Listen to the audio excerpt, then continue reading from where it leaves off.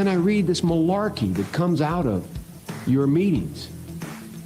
And I say, whoa, wait a minute. I hope everyone will drop this stereotypical malarkey. Mr. President, is this more of this Texas malarkey? I guarantee you, Barack Obama ain't taking my shotguns, so don't buy that malarkey. With all due respect, that's a bunch of malarkey. He cares about the middle class. Give me a break. That's a bunch of malarkey. It's more than malarkey, man. It's more than malarkey. So this idea is a bunch of malarkey.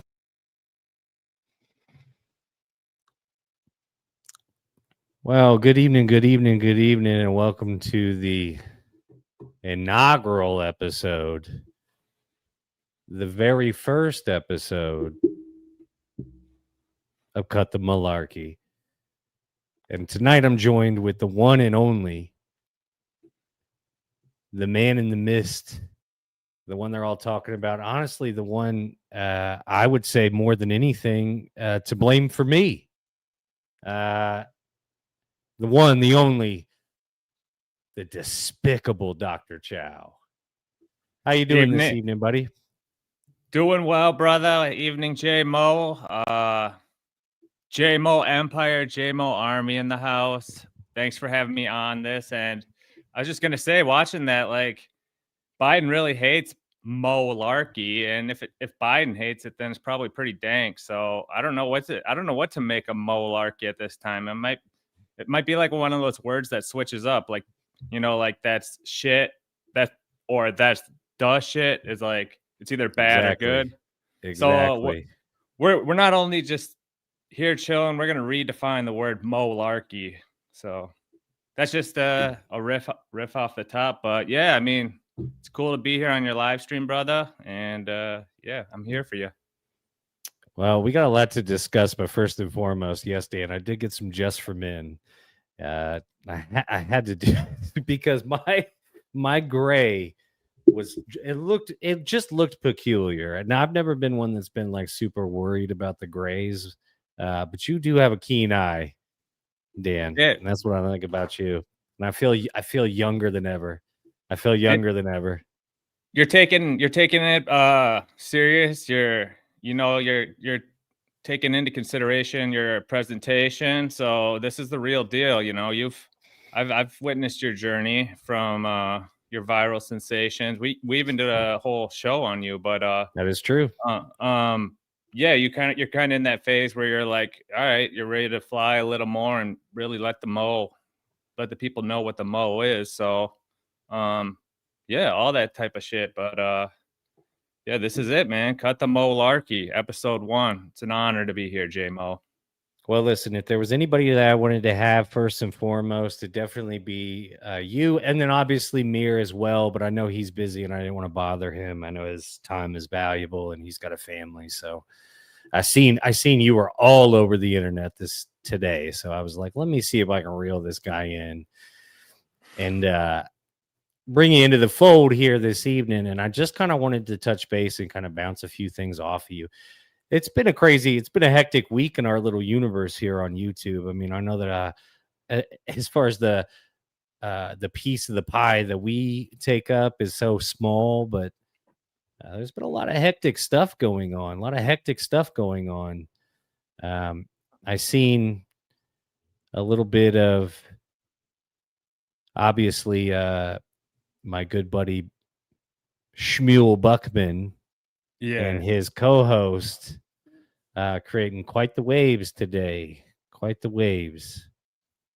Yeah, well, I've been Shmuel. We're talking about on X, right? This morning. Oh, yeah. So I've been really like kind of into paying attention to Buckman more than usual lately because of that shit that went down on Tuesday with Zumach. Before that, of course, I've always been watching Buckman streams. He's one of the 3 guys I kind of like watching a lot. So, but then, yeah, like he did a stream today. It was wild. But the shit that you brought to my attention was like they've been kind of chipping you, and I noticed that some backhanded like comments made your way from Panhandler and Buckman, but yeah, so you guys kind of got into it a little bit today on X, right? Well, I mean, more or less, it's just like every time this panhandler gets on a fucking camera, he's got my name, and he's turned it into like an A-log of me, and I'm like, what? What happened? Like, I thought like I get the bit, but then it's like, okay, but at some point it's not like a bit anymore. Like, you're just every time possible you're saying, and now it just comes off like you're like a jealous little bitch, and that's weird. It's very odd behavior. I've made like jokes about it, like, oh, he's my manager. I've tried to make light of it, but it's like, this guy just never has anything good to say, so fuck him, I guess. Like, I don't have like I don't see what the issue is. I don't see what he's got some major issue. But then today I saw that clip, and I'm like, oh, these two are just like, they just get jealous over anybody else getting any kind of attention whatsoever in this universe. It's like, I didn't ask for anything. Like, I'm not out here. It's very odd behavior the way Panhandler for sure has been acting. Yeah, I mean, if I had to chalk it up to something, you guys kind of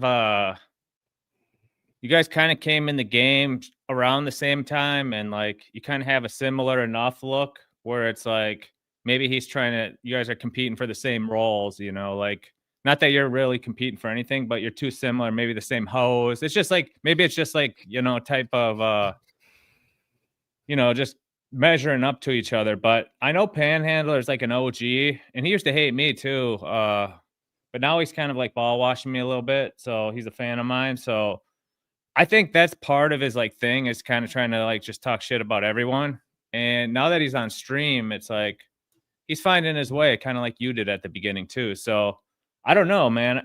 I don't know if it's for attention he's calling you out, or he doesn't like your vibe or whatever. But there's a lot of reasons, And of course, Bachman always gets pissed about anyone like getting shot, going on MLC. Yeah. That's like his Darth Vader, bro. He's Darth Vader to an extent, because he looks like Darth Vader without the mask. But his enemy, his final boss, so to speak, is Brennan, because he's always like, he's pissed at Brennan for doing Pat dirty. He's pissed at Brennan for doing Ray dirty and all that type of shit. So that's my take on it. But yeah, I mean, I think for me, like what I noticed about him right out the bat, to be upfront with you, was I was like, okay, this guy just like, if everybody's dogpiling on a guy, he's going to take that guy's side. If everybody likes a guy, he's going to go opposite. That was kind of the way I took it. So when everybody was kind of piling on me for that week or whatever the case may be, he was actually being pretty nice. You know what I'm saying? Like, yeah.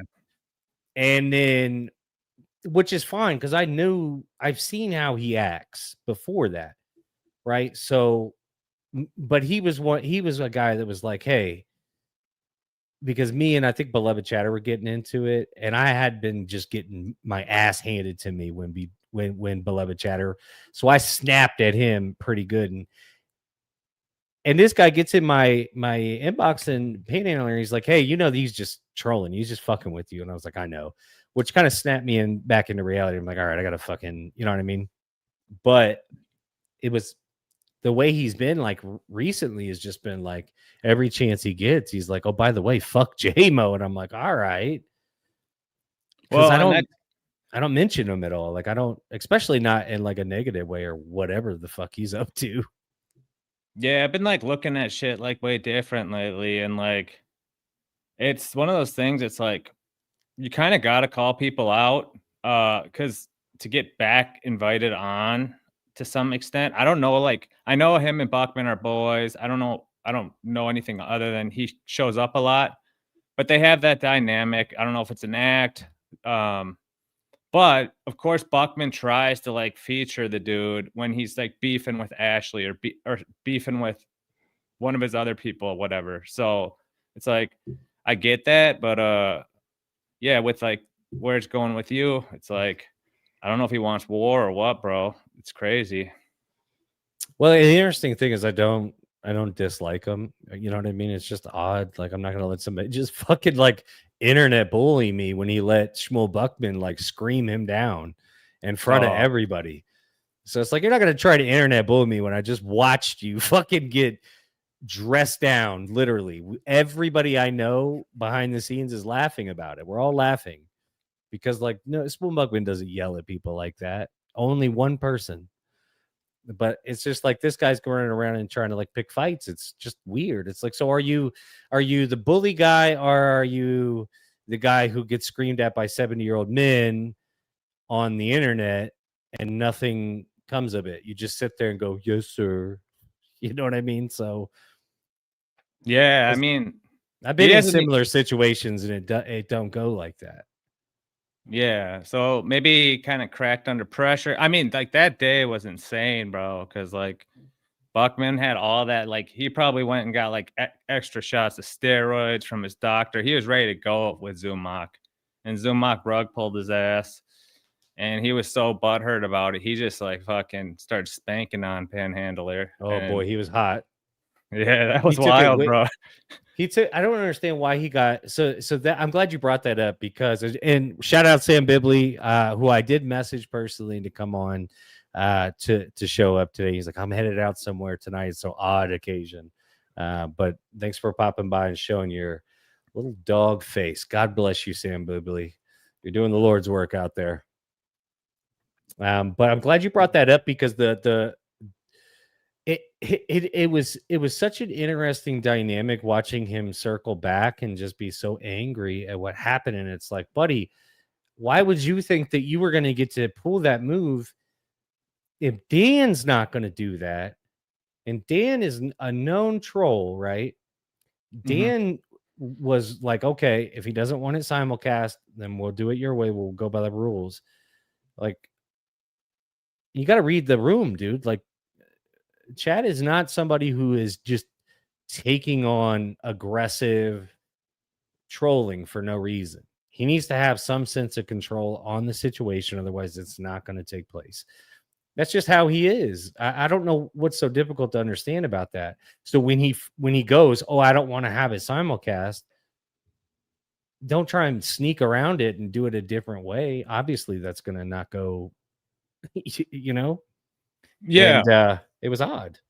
I mean, I had the privilege, the honor, and the experience of working with Chad Zumach for like quite a while and on a quite regular frequency where I think I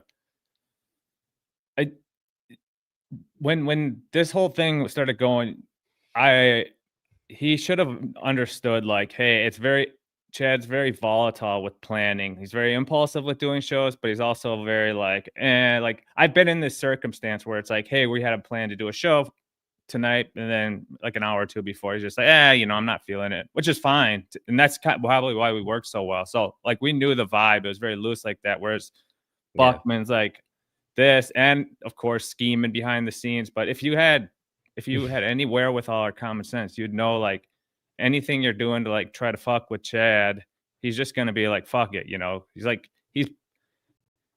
you asked me before, like, hey, could I get on to debate Chad? And it's like, dude, I mentioned it to him and he said yes, but where it goes from there, it's like I have no idea. Like, yeah, and I think for me, even when I reached out to you, I was like, hey man, I'm not even trying to debate him. I'm just trying to give him an opportunity to say it. But I honestly don't even want to be put ahead of certain other people because he can make a lot of money off of this. Like Chad can. And you know where he's going to make the most money, honest to God, is the Cardiff debate. It ain't me. It's not Shmuel Buckman. It is the Cardiff one, which he said he wants to do. I don't know what the disconnect is there. I don't know what the behind the scenes where it's not connecting, because that's the one everybody wants to watch. And I promise you now, it doesn't matter who else is live. Everybody in the Dabbleverse will be on that, watching it 100%. And he's going to make money hand over fist. I could see it, but I don't know. Also, it's like I'm for the record, I really have nothing to do with Chad, like booking the shows or like I rarely like when he DM'd me like, dude, you want to come on and moderate this thing? I didn't even know he was doing it until that day. So I was like, first I was kind of thinking like, nah. And then I was like, I could. But anyway, so like there's no one who's gonna plan it.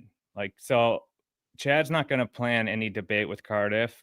So I don't know if Cardiff plans it, but then Chad probably has him blocked. So it's kind of like, it's like if they really wanted it to happen, they'd make it happen. But to me, I'm kind of like, whatever. I'm kind of done with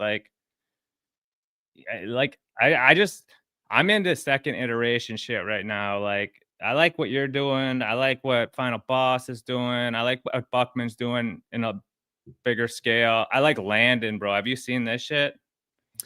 Yes. Big Landon guy. I'm a big Brian Landon guy. He cracks me up. I know he's trolling me, but he cracks me up, man. He makes me laugh.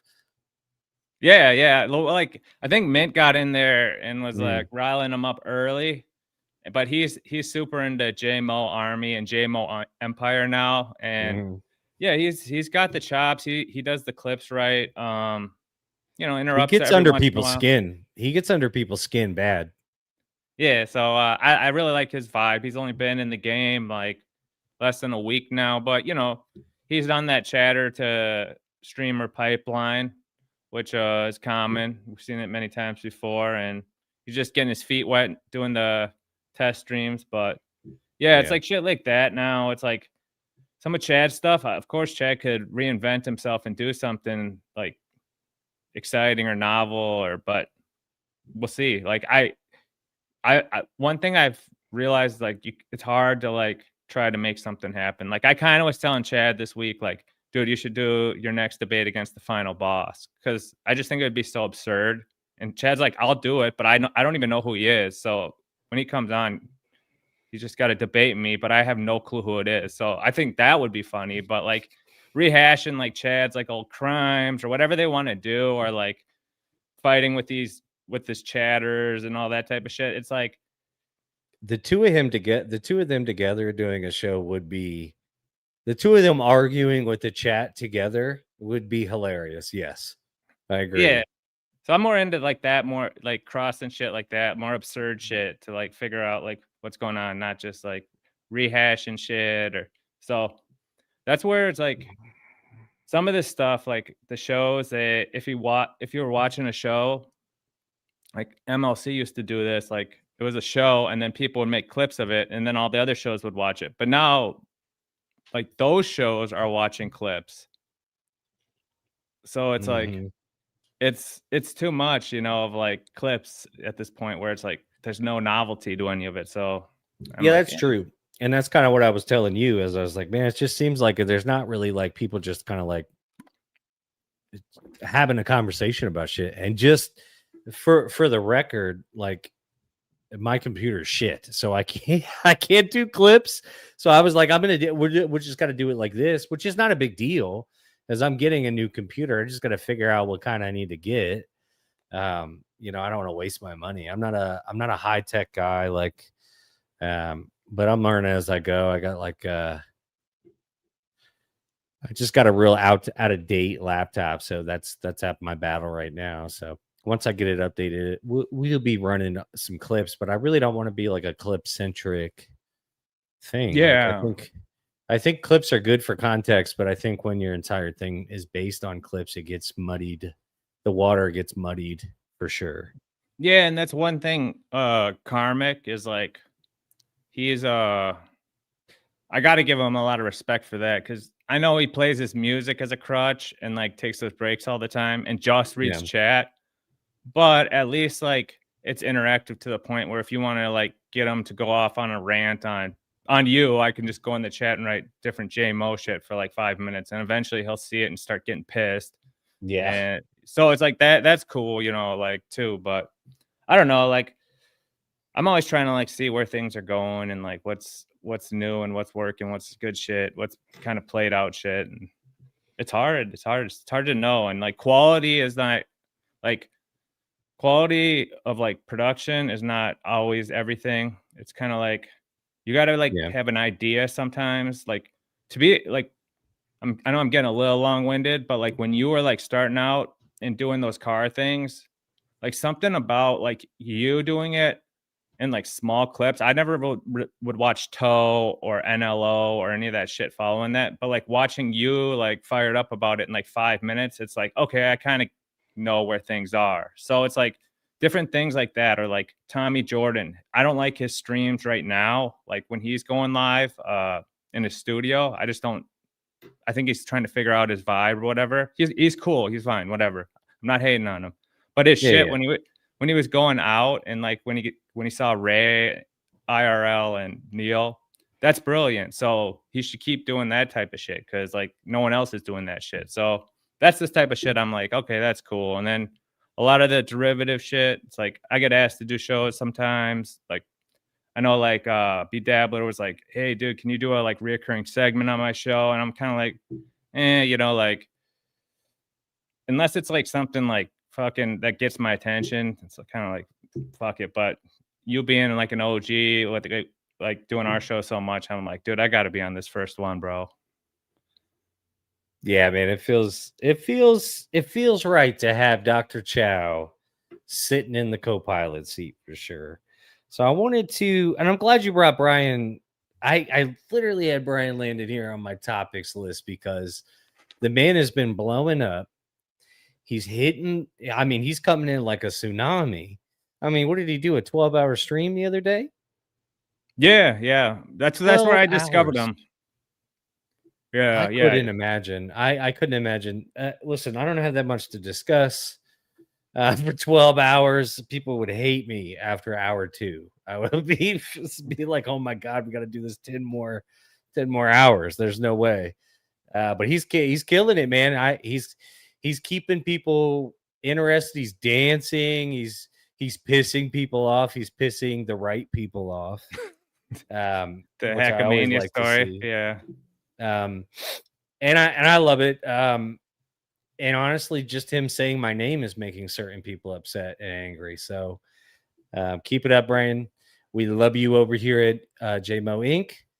and Cut the Malarkey. And let me just tell you, we see you, we love you, and we appreciate you.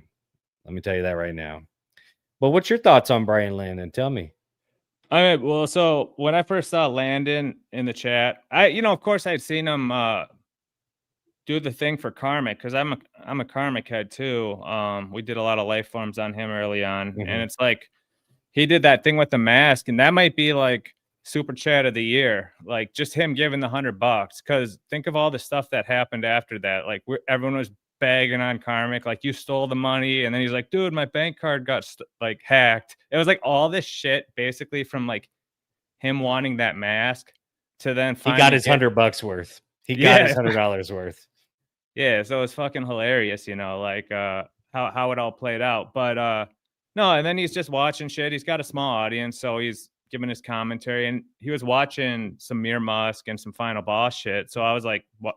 I was rewatching our show while he was giving commentary on it, and he's just fucking around in the chat. He's just a fan, but he's got like some comedy background and entertainment background, so he's kind of like he knows what he's doing. So I don't know. He's new. That's the shit. Like new people, new shit is always like worth checking out and seeing. He's got balls of steel, this Tommy, man. His balls are huge. This guy, man. He's not afraid to approach any of these people. He's not afraid to push back when he gets a little pushback his way, which is refreshing because like he's at the crux of it because he lives in New York, so he's a train ride away from all of these places. And so he's the perfect guy. He's the perfect man on the street because he's loud, he's unafraid, and he's unabashed when approached. And so those are kind of like the key things that you want from a guy who's like, I'm going to be, the guy that goes out on the street. And he's been killing it. I mean, there's no, like a lot of people are like trying to pin.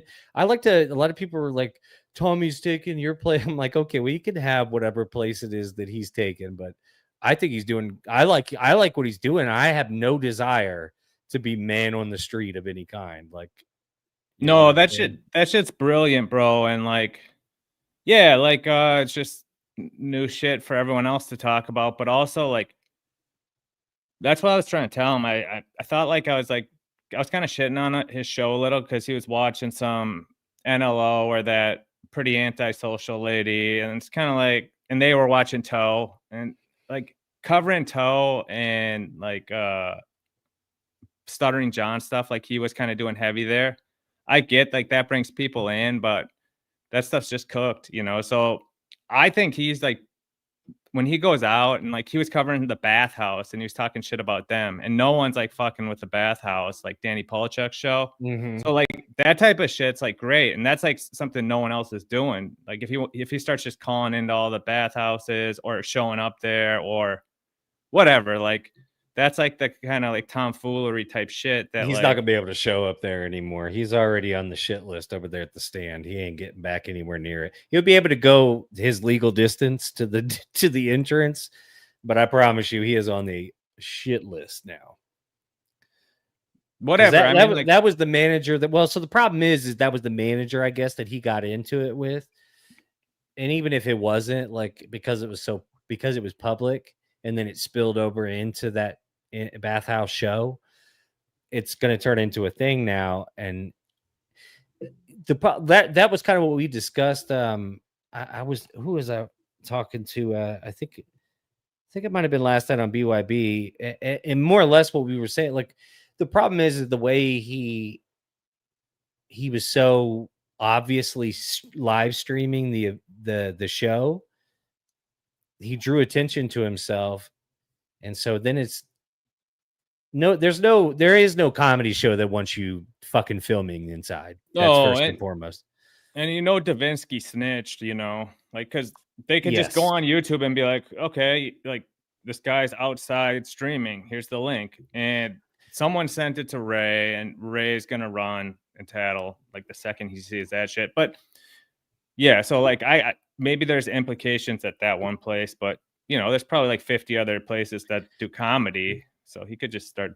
Well, I mean, most of the people that we deal with are not actually going to the stand anyway. Let's be honest. You know what I mean? So it's like, but he has the ability, like he doesn't have to just do. Tommy has a whole nother audience that has nothing to do with the Dabbleburst thing. He's got this whole unicycle world that carries over like 1.5 thousand subscribers already. So he came into it not really needing additional support, which is a benefit too. So it's like he has the ability to go and really dabble. You know what I'm saying? He doesn't have. He could come in and out of this world very easily without making it the center scope of what he does. And I would encourage him to do that because he is talented. He has the ability to go. He is in New York, and if he's able to go do man on the street shit, go do the man on the street shit. Yeah. Plus, he could cultivate, since he's doing open mics and shit. He could cultivate his own like posse of like people that come on his show and shit too. Like you could pick out people that he meets in like oddities or cool people or whatever. Like that he's made for IRL streaming. I mean, he really is. He's made for it. I mean, he would kill. Yeah, so yeah, I like seeing that new type of shit come around, and yeah, you got to have new stuff, man. You got to pay real close attention to the people who get real pissy about new people coming around because you're like, well, what's your fucking deal? Like, what do you care? Like, how big do you think of a piece of this pie do you have that you're so worried that somebody's taking a piece of it? Because most of the people that are worried have very small slivers. Well, and like Mo, you got a different mind than most of these guys because you're not even in like you're top 200, but you're not like super high ranked. But a lot of people around your ranking, like Buckman, even though he's a little ahead of you, like they're only concerned about climbing, bro. So like, yeah, it's like you gotta chill on that shit, bro. Like, yeah, I mean, it's like I'm building what I have. I'm trying to build what I have one brick at a time. I know because a lot of what I got was unearned in the beginning. And so it's like, of course I'm not like people are like, you're not monetized. It's like, yeah, like I didn't earn shit. I got here. A lot of people were interested, but like I could have easily gone on that Mere Musk and blown it, or whatever the case may be.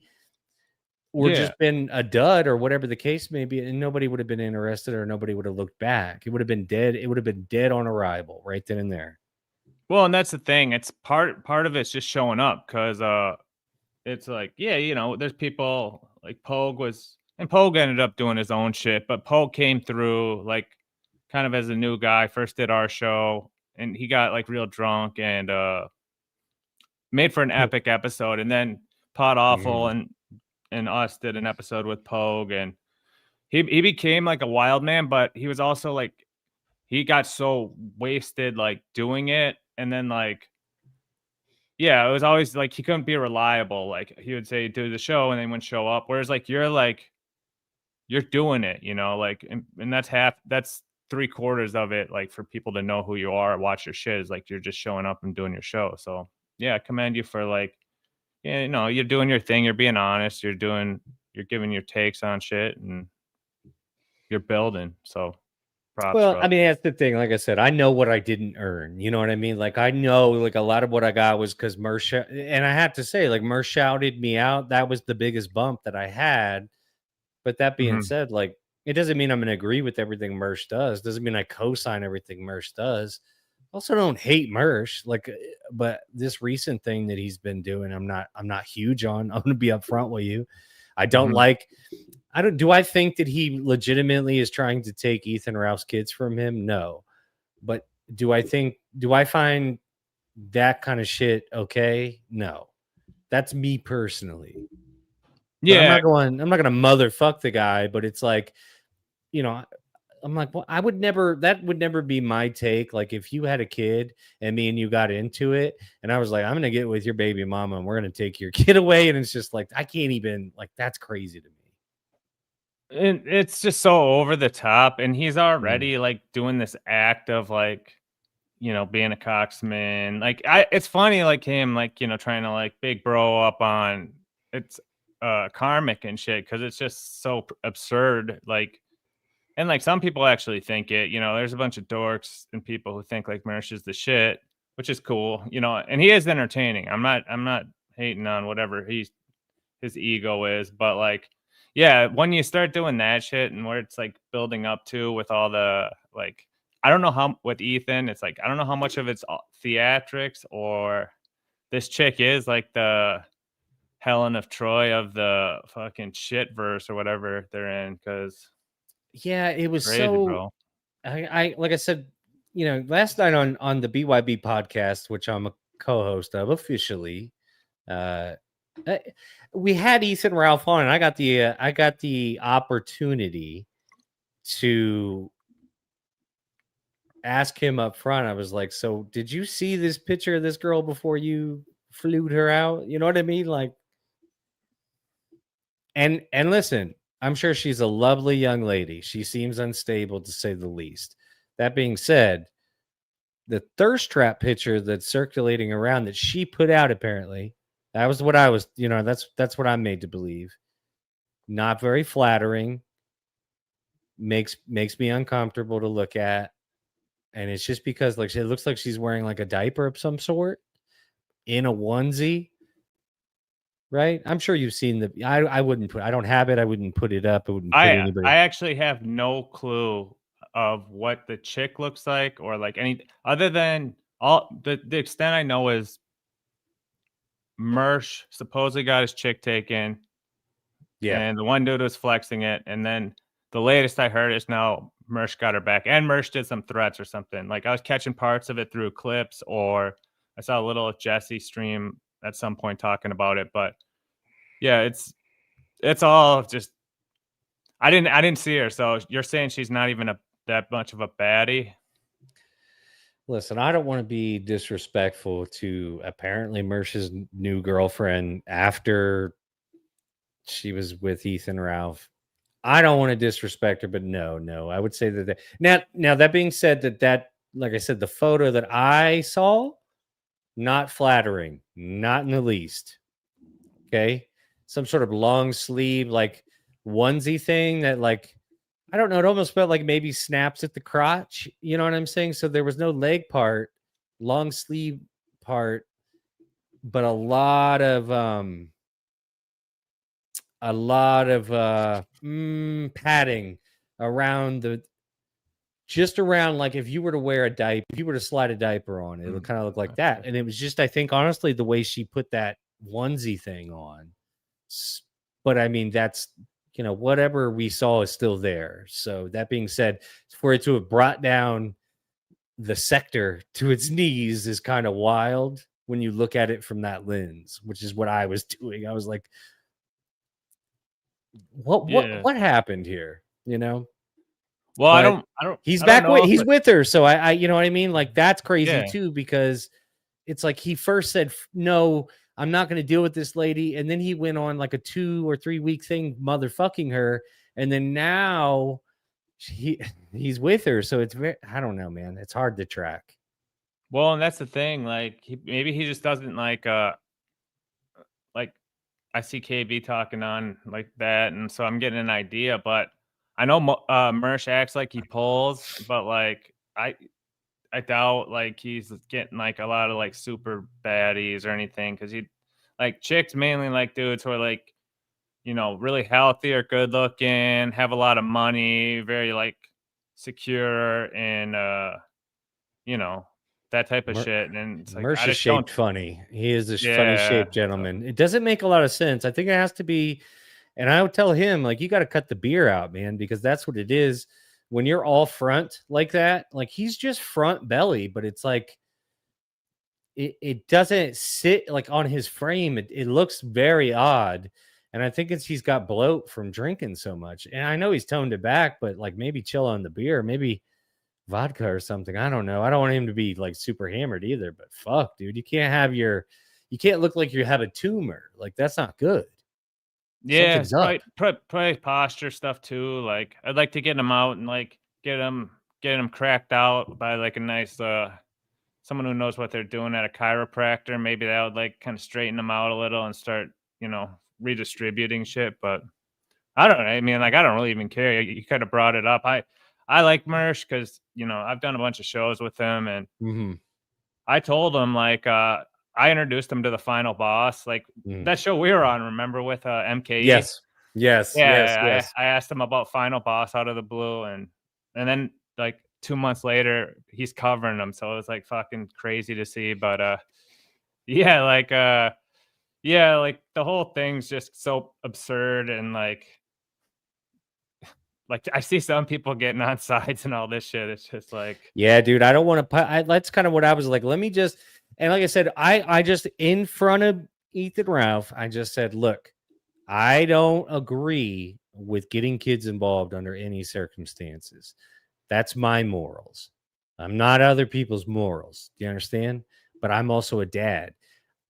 Mersh is not a dad. If Mersh said that about my kid, I'd be in Tampa and you'd hear about it on the news. I'm not, but I also don't go out seeking that kind of, like, I'm a big guy. I'm big on saying, like, if you're going to get what you put out, like, if you're putting out, like, I'm going to have your kids taken, and, I hope this happens, and I hope, like, you're going to get that shit back. And when you do, don't fucking cry about it. You know what I mean? So it's like, I'm careful. Like, I know the line. I know to toe the line. Like, literally, like, there's no need for me to talk about other people's kids. I have kids, and if somebody talks about my kids, I'm not going to like that. So I'm not going to invite that into the scenario by going, KB 103. She sends pics in a onesie. Bitch, step your thirst trap game up. And KB would know. She's got. oh yeah, She would Lady know. KB. Now, I don't know. You can watch on BYB last night because that picture was up for quite a while. So you can just kind of fast forward until you see. Check You're her going to out. know it Yeah. when you see it. You're going to know when you see it. I hope maybe I'll just wait until the wedding pics, or maybe Mersh will hit up my inbox with an invite to the wedding. So I can hold off on seeing her for real. Cause like this whole story is just, to me, something about, I just think like, I've heard that Ethan dude say he like cooks up like, oh, we were cooking this up as like, oh, not a work, but almost some of it's kind of like that. I don't know. Like to me, it's like I can't. I'm not invested into it enough. I'm not really Yeah. fans of their shows, so I'm not. I'm kind Well, of it's just hard like, because it's it's like scummy. Rumble. It's Rumble. Yeah, Nobody yeah. goes on So Rumble. Like Rumble's a fucking pain in the ass. I'll say it. Like it. I'm. It. I would love for Rumble to be platform better. Like to run smoother, run more like YouTube. Unfortunately, it just doesn't. Like when you try and search for anybody's show on Rumble, good fucking luck. Because you'll type in every version of their show and it won't show. They'll be live, going live, on live, and you'll be like Killstream or whatever, or Nightwave or whomever else is on Rumble, and it won't shut. Like that's a problem. So that's why a lot of people just go, I don't want to fucking deal with it. You know, yeah, and it's yeah, like, yeah. I've used it a couple times, mainly to watch something like Mersh. yeah. But now he's on YouTube, so I'll check him from time to time, just see what's up. It's all about the algo. So if like some stuff falls in and out, like, Yeah, that's so true. and it's like That if is you so true. don't, the core stuff, like really mainly my main guy that I've basically been watching a lot of is Buckman lately, bro. Yeah, I've seen you've taken a hard turnaround on Buckman because you and Buckman were bucking heads for a bit. Not really. There I was mean, it's all there was it's all, there was some tension because that was not that more, long ago. more Mir was doing that shit, and ATP. You know, they were beefing with them. I was always Yeah, kind but of he more was like the getting good cop, like in that Buckman was getting situation. shitty with you though. I would say more than Yeah, anything. yeah. He More didn't than like you my popping game. back. Yeah. No, he's an OG hater of mine. Like, because he didn't like, and we're gonna be doing live for him, or we're gonna be covering something on some Buckman stuff. And like when he came in the game, he was with Ray, and he didn't like Chad and me doing that Ray Vito show about him. And we were doing it at the time when Buckman first started going on Ray's show a lot. So he was always kind of like a hater of me, but I also was like one of his only people watching early on. So, and I was like, dude, you know, like you're a real dude. You're trying. I kind of enjoy your vibe and takes, even though I disagree with a lot of them. I didn't like say this outright to him, but I was just kind of showing this, like, hey, like you're doing it. Fuck, you know, I'm into it. And I was watching it. So, but of course, like he's very like tribal and like emotional and shit like that. So it's Yes. like you can't control that shit. That's on them. Like I can still be a fan even if he hates me for no reason, you know. I made him sweat today purposely. Yeah. I mean, I like, did. I made him sweat. I'm not mad at him. I'm not mad at Panhandler either. Like I understand the game. I just wish he would be like a little bit more upfront. Like if you just don't like me, then you know what I mean. I guess he doesn't like, but it is kind of weird. Anyway, I don't even want to get into it. I don't want to give it any more air, but I got to kind of give Buckman a hard time because that's his co-host allegedly. You know what I mean? yeah, and there's some of that. I get that too. Buckman made some comments towards you, but also like I don't like it when people, because Mir's like crazy, you know, and he'll go off on people. And it's kind of like I think it might be too much, or I don't agree with it. But if I'm like, I'm also just like whatever. Like when I'm on a show, like I let people say what they want to say. So, like when people get pissed at me for shit he says, I don't like it. So like if I apply that same logic, like I won't get too pissed at Buckman for what Panhandler said, but he also does do that like cheeky shit where he knows he's above you still, so he kind of is like, you know, like yeah, J Mo, like people really like him, and oh J Mo, he's only around because like Well, I caught that clip and it yeah. did run me hot. It did run me a little hot. I'm not gonna lie to you, just because it's like, okay, it's one thing when Panhandler's constantly saying it, but now you're doing it, and it's like, so now you're like giving that credence as well. And it's like, first and foremost, like for the record, I did not reach out to anybody to be on MLC, not once. And I give a fuck if I'm ever on it again. To be honest with you, it wasn't that exciting. I wasn't put in a super great situation. Like there was no topic, there was no discussion. It was more or less just me being grilled. So it really, obviously it wouldn't have been a great thing, but it's like, I don't like, at the same time, like I've never been like the guy that's like, I'm better than everybody else. And like, so I don't understand why I'm getting that pushback from certain folks. It's like, yeah, like I haven't really taken the stance that I'm better than you, but today I am going to tell you I am better than all three of those people that are on that screen, every single one of them. And Yeah. sorry, I don't know what to tell you, but it is what it is. And I'm not even that way. But I mean, if somebody's going to be slick and go, oh, that was a good get, it's like, well, actually, What it it is. is a good get. Like, Yeah, who you would you know, rather have on Clearwater Chad for the 90th time in like 100 days? Like, that's the thing. Like, I had to stop watching MLC because Clearwater Chad was on too much. And it's like, I get he's built for that show because he just sits there. And that's like the whole idea, is just sitting there and all the chats are read. And like, hopefully some of them are directed towards you. But like, fuck, bro. Like, you need people like who have something to say, like J Mo or like, you know, Tommy George. well, I mean, there's people coming up doing it, so we'll see.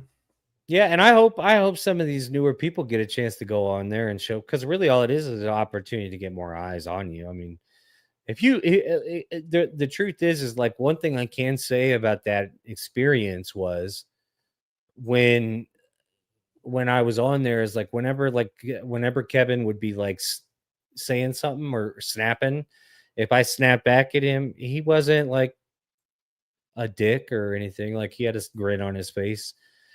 All in all, like, you got to understand that portion of it. It's like, yeah, like the guy doesn't like me. Like, I get it. I said some shitty things, and I was only there because another guy paid for me to be there. So it's like, I didn't have any high expectations as far as that went. But, as far as it all went, I think it kind of helped turn me around on Kevin in some regards. Although, I tell you a funny story? Hell yeah. A little behind the scenes. Well, you might already know, but so I got Kevin's phone number, and I've been sending him some messages.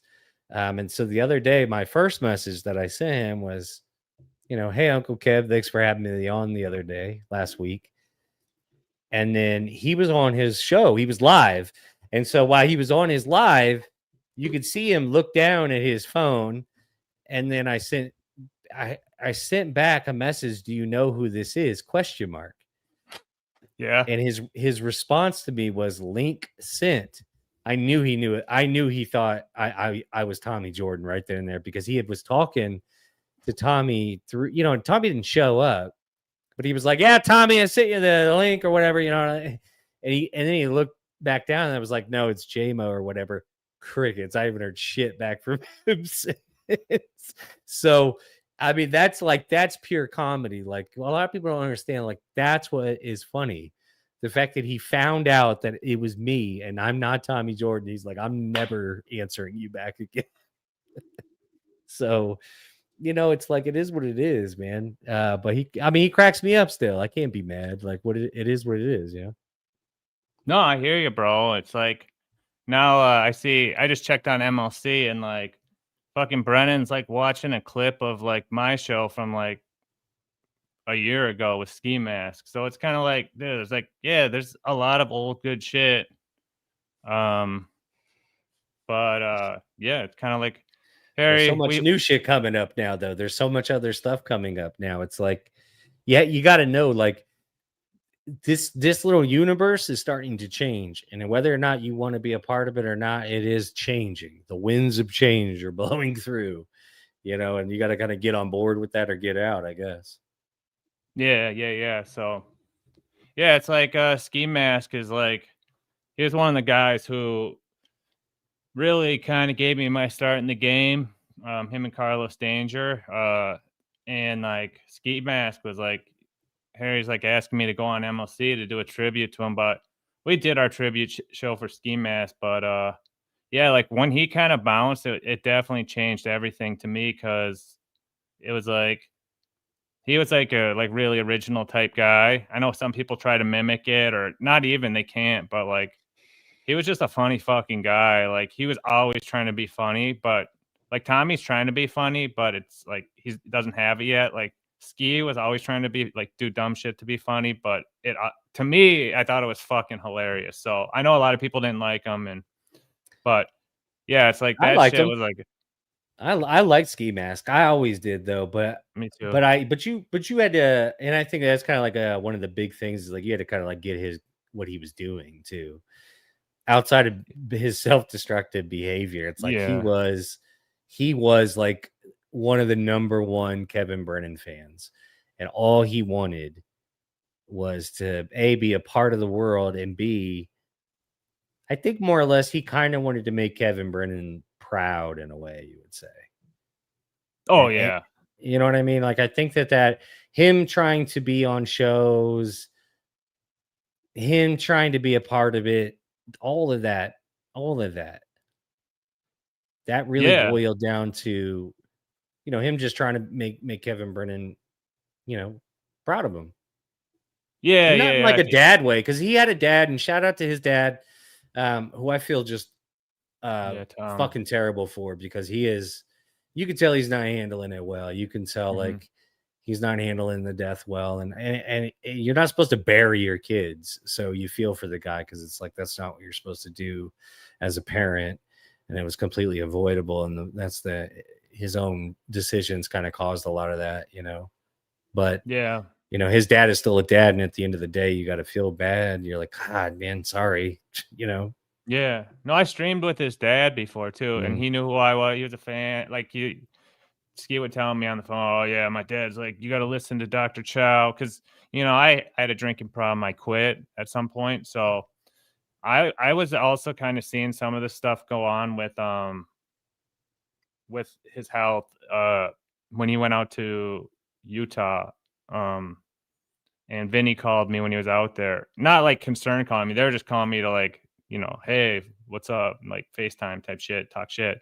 But yeah, it was like he was in a state where it was basically he would just get up, wake up for like 45 minutes and just start chugging vodka. He wouldn't even sit up from the couch. He would just chug vodka until he could pass back out. And that was basically what he was like for 7 days straight. So it was like, it's so bad, bro. Like when you're that like deep into it, it's like it's so bad. And the withdrawal's god awful. I mean, when the people are like that, I mean, the withdrawal can be so bad, and it's just like, and he's probably fit because he was so shot, like all of his organs and stuff. He was probably feeling that like DTs like every like 8 hours. Like no, like even just from like sleeping for a couple hours, he'd have to like wake up and start drinking again, and all that type of shit. So it was like, it was brutal, man. So like, yeah, I hope he is like his soul is at rest, and like, I prayers out to his dad and his bro, the Cabana King, who was one of my favorite guys back in the day, and like all that shit. But yeah, it's like shit like that was like that was the best, and like who might possibly beat the shit out of Chad if he ever comes across him. I worry for Chad if he ever comes across Ski Mask brother. Like, yeah, I just like because time passes, and I was upset when Chad did that thing, and for some reason at that time Chad hated me, so it didn't really matter. Like it never really mattered what he thought, but like I thought that was so fucked up and gross what he did, and like, but then some people in this universe are like, oh, don't you remember like what this person did like to this person, or this guy like stole credit cards? That though, it's like, people doing yeah. that. It's like I'm not that like I'm more surface level with it. So it's like if I'm liking the vibe before I'm not so aligned to someone that it's like I care that much, like it's like, okay, fine. Like, does it, like I'm not up and down on them so much. It's just like I'm just at that lower level of like respect and play in what we're doing, that it's kind of like when people get all worked up, it's like that's what gets clipped. People love when people cry or scream or like get overly, invested into it. So it's just part of the game too, Yeah, that's true. I mean, it comes and goes. I mean, you're definitely going to have like some, days doing this shit or even being involved in it where you're gonna be like, oh, you know what I mean? Like, this is rough. You're just getting your ass handed to you over the smallest little thing, but all you gotta do is kind of wait it out and just, you know, It's crazy, bro, how fast things go. Cause yeah, like when you said earlier about this week, it's been crazy. And I'm thinking like, it wasn't that crazy. Like the only thing I can really remember is like Buckman did a funny stream. That was so bad. It was somewhat good. And then I was like, oh, but like even in this week, like everyone was talking about Pulper, remember? And like that's already done. Like I yeah, barely that's out remember that already. shit. Yeah. So it's like shit comes and goes by the day. So it's kind of like, like Yeah, people forget. it was a week ago. Everybody was ready with pitchforks and torches headed towards win by twos house. Yeah. You know what I mean? And I kind of played along. Like I really don't like have any problem with win by two. John's a good guy. He cracks me up. And I think John likes being the bad guy. So he has no fucking problem. You know what I'm saying? Like he's not looking to be anybody's fucking friend. He's a fucking listen. I scoped John DiCaprio out for ASAP. John DiCaprio is a South Jersey fucking wop, and he loves to stir shit up and make people mad and get the reaction. He's not looking to make frenzies. He's not looking to be anything. Like he's not looking to go to meetups. He's looking to make business decisions, I think, and I think he does really want to. I don't know if he really wants to do like event planning. I think that should be out, though. I think at this point, I think he probably should retire from that. Yeah, I mean, He's over 2 at this point. I think we could probably call it. Yeah, it's like part of its content to talk about these events. Like that's the thing. Like whatever you think of Melton or Carl, or I guess Shuley too, they've kind of planned these events and done them, and then gives people shit to talk about or gives people something to go to. So, like, yeah, kind of Chad and John both kind of fumbled on their opportunities at it, but they don't care. It's like, why should we care? So, like, that's kind of where I'm at. It's like, whatever, it's funny, like them talking about and all that shit, but. Yes, there's some people that really get bent out of shape over that Hackamania thing. It's like, man, first of all, this is a good opportunity for people in the universe to kind of meet up, for one. And for two, again, say what you want about Melton, but he doesn't really like exclude people because he doesn't like them. There's plenty of people that he has invited to Hackamania and he has personal issues with, or whatever the case may be. But it's a good opportunity for you to get out there and get amongst people that are interested in what the fuck you've got going. You know what I mean? Because there's not a ton of them. You know what I'm saying? So it's like a lot of these guys, they think that they're like running around like, hey, I'm the fucking shit. And it's like, actually, even though it says you've got 1,000 subscribers or whatever, you're pulling in like 30 and 40 live viewership numbers. And like, that's the reality of it. So that's a big drop off.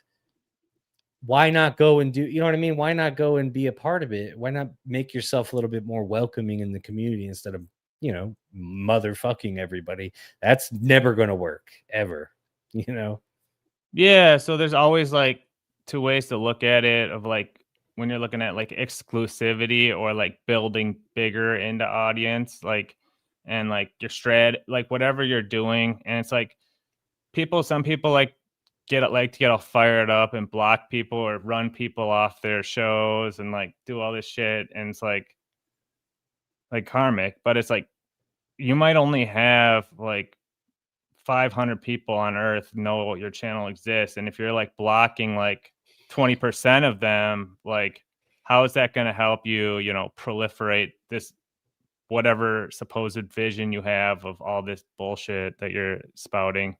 Like, if you don't care, you don't care. But then there's also the other part where it's like, yeah, like you want things to be exclusive sometimes too. So you do shit like members only, or you put shit on like, a different type of like, like Brennan doesn't have anything online, and it's like, Good evening, Dan. Good evening.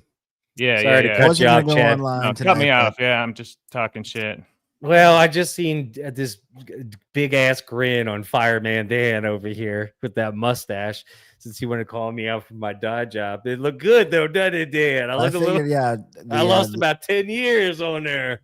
the facial hair boys needed to, make an appearance here. How's it going, boys? No, Happy it's Saturday. going, man. We're just having a nice light evening.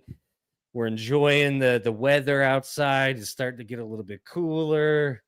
Things might be heating up in the Dabbleverse, but we're keeping it cool over here at Cut the Malarkey. Let me tell you.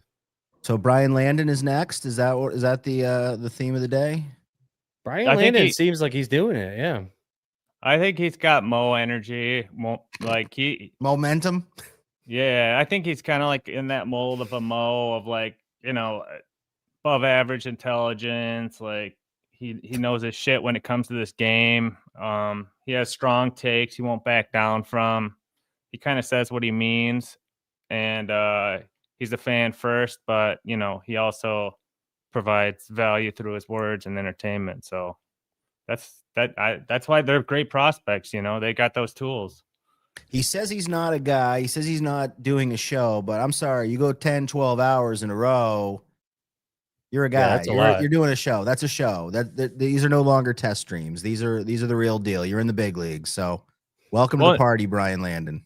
And there's chatters in the top 200. Like I know Dave Dallifor or whatever gives like tons of money, but like he's never been on a show. So it's like, and like beloved chatter, I don't even know if he's top 200, but like he should be top 200.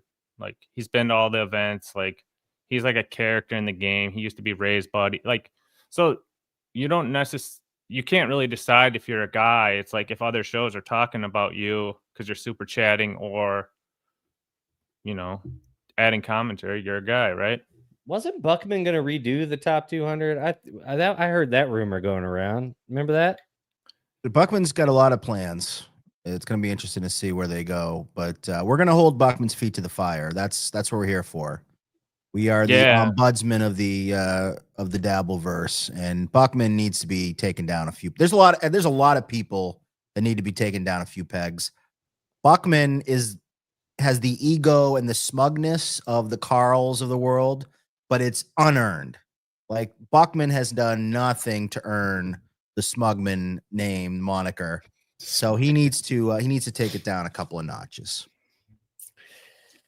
Yeah, did you see that abortion of a show he did today? Did you guys catch that? Yeah, we didn't really talk about it, but we were talking about it being kind of like bad. So yeah, it was wild, man. And it's like it was dog shit. He's in that tough linked to spot. 5 people and that have nothing in common, no topics, no agenda, no prep, and he barely said a word, and he just sat there and just let them do all the work. What? My question for Shmuel Buckman, I want to say Bugman because the Bugman chatter. Yeah. My question for you, Shmuel Buckman, is this: what is it that you are doing or saying that is so important that you need to go live 3 times a week? You barely have enough content to go live once a week. So in what world do you think that you're so important that we should just drop everything for you? And if it's just a hang, if it's just you want to be like Clown Town geriatric version, the old folks home Clown Town, if that's what you're going for, then okay, God bless you, Shmuel Buckman. But there was no reason to do that today. Now, my theory was that he actually had another guest that backed out on him. So he had to scramble and he had to call up all his buddies. Because when is the last time you were like, wow, I wonder what Christian Blatt thinks about what's going on in the world right now? Let me get Christian Blatt on my panel today. That'd be important. He's fine. He's a little bit of a, he's Hughesy's Hughesy. Ashley's Ashley. Yeah, but it's like, I mean, really? It's like throwing some garlic with some chocolate chips. And you throw a couple of Cheeto dust in there, and you start blending it up. That's how you got young kids. It's like you give them a couple of ingredients, and they just throw it all in a blender, and oh, hey, Dad, I made a milkshake, and it's got whey protein and chocolate chips and asparagus, and it's all in a nice fucking milkshake for you. Yeah, And that's what Shmuel Buckman's show is. Harry Dunn, Christian Blatt is top 150, bro, which is crazy. He's actually like right around me and Dan. So we'll see. We'll see if he's on the rise or on the fall, but I cannot see how that guy He's can the be Craig rising. Biggio of the top 150. He stuck around for 20 years and hit a bunch of singles and doubles, and he got in the hall that way. So he's not really swinging for the fences at all. And he's also a ball washer. I mean, he's in with the little crew there. So that's sort of his claim to fame. Yeah, he's a disappointment to the list. I'm not gonna lie. So, but yeah, I mean, like, yeah, we've been touching on Buckman a little bit and what he's been up to, and it's like Panhandler and his sassy ass. Yeah, Mo's been was beefing with him, so we were talking about that a little bit, and it's like, Dan, you've got like, would you say you're one of Buckman's biggest enemies now? Yeah, I mean, I think that's fair. I think we've it's become an adversarial relationship at this point. He doesn't like me, I don't like him. Well, and here's something is like he's in that pivot stage of just getting monetized, and it's always the best to watch how someone goes from like not being monetized to monetized, and like how much they ball watch the super chatters. But like you're his biggest super chatter, but he like you piss him off so much just giving him money that like he freaks out about it and doesn't really read it or address anything you say. Doesn't read him, doesn't answer the question. Would you let him he scream wouldn't at come clean on the that? Brian Landon situation today. I asked him 2 or 3 times. In fact, I even gave him a $5 because the last episode, if you guys are Shmuel Buckmanites, you probably might know this little lore here. Buckman said, Dan, I'm not going to read any more of your $2 super chats. At least send a $5 one. So what did I do? I sent him a $5 one. And so he has to if he doesn't read a $5 one, that looks really bad. I mean, even Kevin Brennan wouldn't skip a $5 one. So, but he's so fucking smug. I mean, today was just Schmugman at the smug was up to 11 today. I mean, he was so happy. He was so content with himself. Wasn't saying anything. A couple of the super chats, he just flashed them up on the screen. He didn't even have the balls to say them. So he's seething. He knows he's, and this is the thing. And this is just the same as when I did the Chad one-on-one, which also Bugman says that I embarrassed myself, which I would disagree with, but that's his opinion. I asked Chad Zumach to his face. I said, can you address the gay rumors, the elephant in the room? Yes. And you guys saw how he reacted to that. It was very defensive. Now, Chow, if I said, hey, Chow, dude, can you address the fact that people think you're gay? What would be your response to me? Yeah, I'll address it. I'm not. Yeah, I got kids. I'm married. Yeah, I'm not gay. J-Mo, yes. Rumors about you being gay. Could you just address that, please, for me? Yes, I dyed my beard, but I'm not a homosexual man. I'm married and I have children. Okay, great. And the same, if you ask me, I'd be like, yeah, I'm not gay. I'm married. Yeah, I date women. Very That's simple. my life. I don't even. What did Chad say? He said that's not even. That's well. I mean, we should. You want to pull up the clip, but he went on a whole big 2-minute long defensive thing. I didn't say anything, and that's not true. That's you guys just trolling, and you guys come up with all this stuff, and he got super defensive about it. It's just say that's bullshit. No, I'm not gay. It's essentially what he did was he was like, well, this is part of the narrative that these guys are trying to put forth. And it's like, nah, it's not these guys. It's everybody who's ever watched you do anything. You're like, 50, is this guy gay? You've been married. You've never really been seen dating anyone. You've never been in a long-term relationship. So people start to ask questions. It's that simple. And then now the fake girlfriend thing, it doesn't help. It's like, what did every gay guy in the 80s, in his 50s do when he couldn't lie about being gay anymore? He's like, I got a girlfriend, but I mean, Chad Zumach is like the Rock Hudson of the Dabbleverse at this point. Exactly. Yes. And it's like, but getting back just to my point, Shmuel Buckman, I reached out to Husey. I said, can you ask Buckman on the show today about the Brian Landon rumors, the $20 at Hackamania, the giving out the money.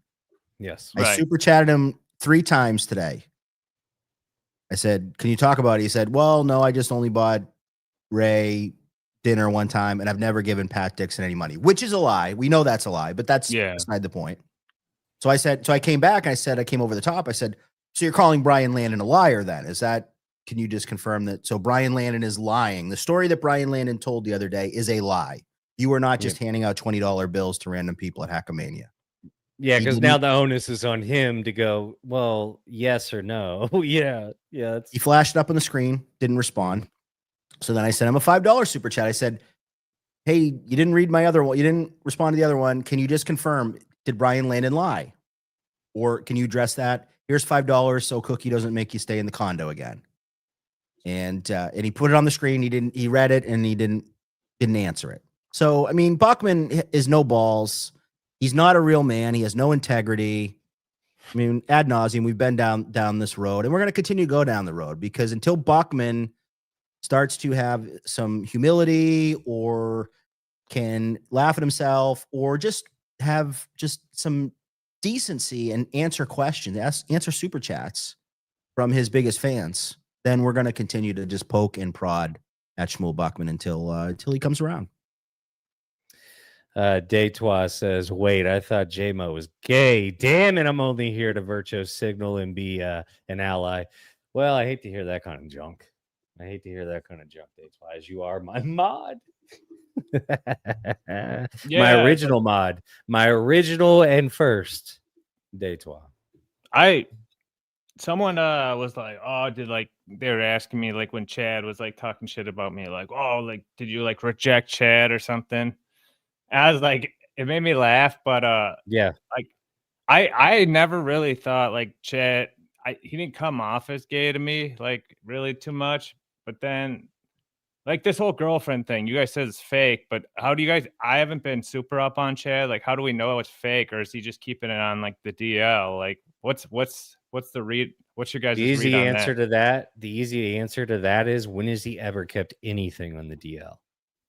When has he ever been able to keep anything a secret? When has he ever been able to keep anything away from That's like a trick question, because like if he kept it a secret, we won't even know he's been keeping it a secret, you know? So it's kind of like, he's been keeping secret. If you think he's gay, then he's been keeping that a secret for all these years. Yeah, so that doesn't work. I honestly, my thing has always been like, I don't know if he is or isn't. I think he honestly is more like, Ray is like an asexual, right? Ray's not gay or straight. Ray's just like, I don't want to be touched. Yeah, so Harry's right. Chad has called chicks that he knew, like, they quote unquote hooked up with in the past, in like Arizona and shit. He's done that type of shit before, so he does know like women. I think he's dated women before. I just think he's not. I just think he's not really a very. What do we say? I mean, I don't think he's gay either. I don't think he's a full blown homosexual person at all. I think he probably is straight, maybe bisexual. Who knows? But he's not. But he's also not like super masculine with women either. I've talked to many women that have met him in public, and he can be very awkward.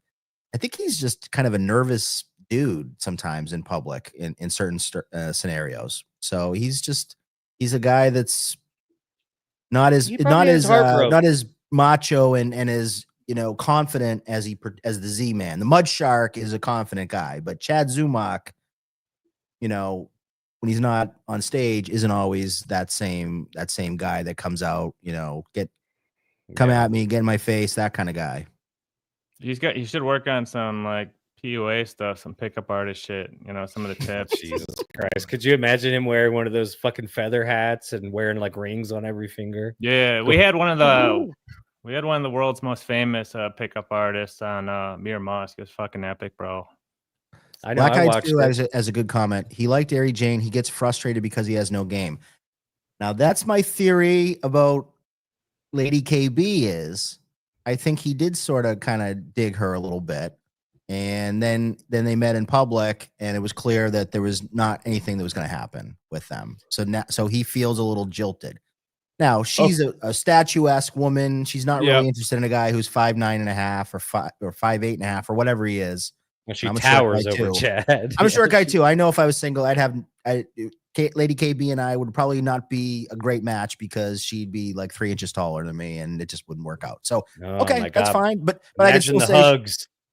yeah. And then, Imagine those tight you're hugs, you're Dan. gonna get friend zoned by the tall chick. Okay, that happens.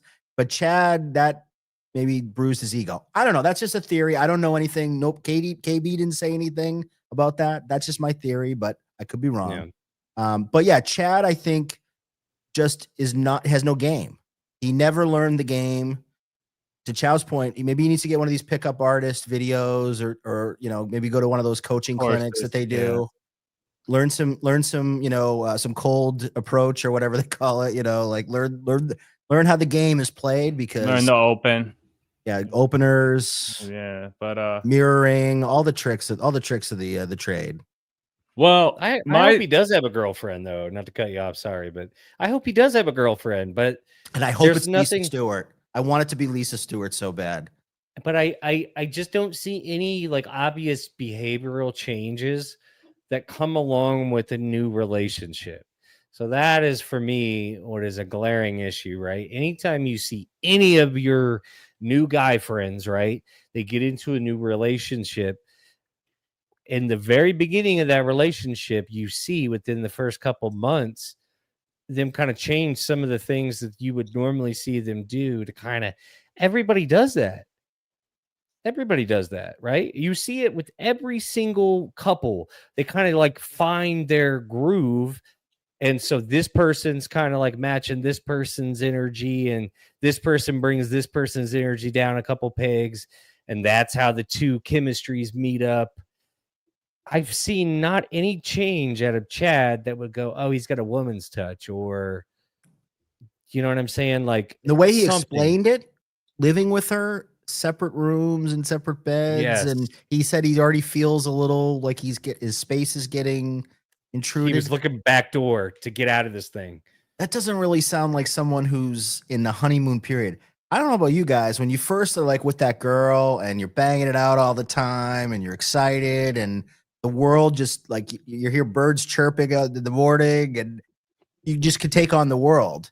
And I don't get any of that from Chad. In fact, I get the exact opposite. He seems more frustrated and angry and taking it out on people than he ever has been. That's the same with Karmic. Like guys that are blowing loads every day with a new girl are not fucking angry at the world. Like you don't really have a care in the world. You are just happy as can be. And neither of those guys are happy. So that tells me there's something rotten going on with these new relationships. They're not true honeymoon phase of a relationship. So that tells me that those guys just are not comfortable with where they're at.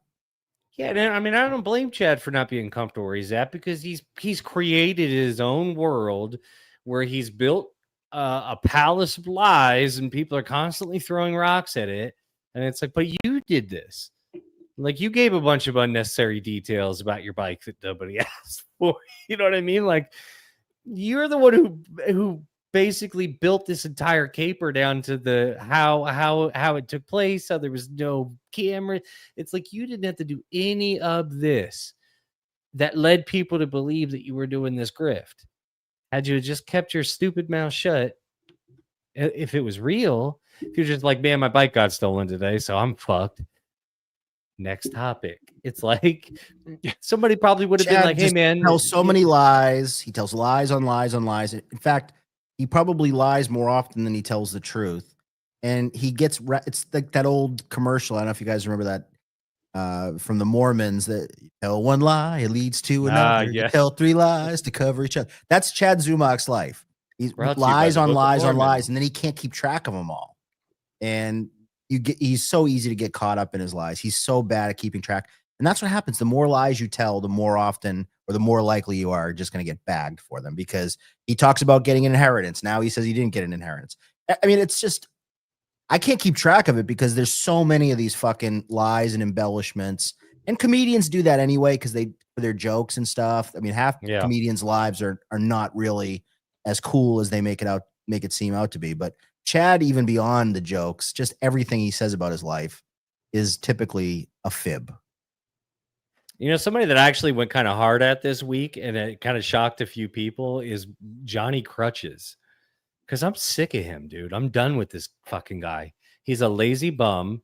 He refuses to be a man and take care of his own responsibilities. I mean, imagine, Dan, imagine you broke up with your wife and you guys had a kid and you're like, listen, I'm going to live in the basement. I'm going to give you no money. I'm not going to help out at all. Don't even bring that fucking kid down here. I don't want to hear it. I'm not going to get a smoke weed all job. day, and I'm not going to get a job, and I'm going to cry on camera. I'm not going to take the time and effort to fill out the paperwork that it would take for me to get the support that I need so that I could A, move out of your home, and B, get financial aid so that I'm not a bum for my kid in the final days of my life.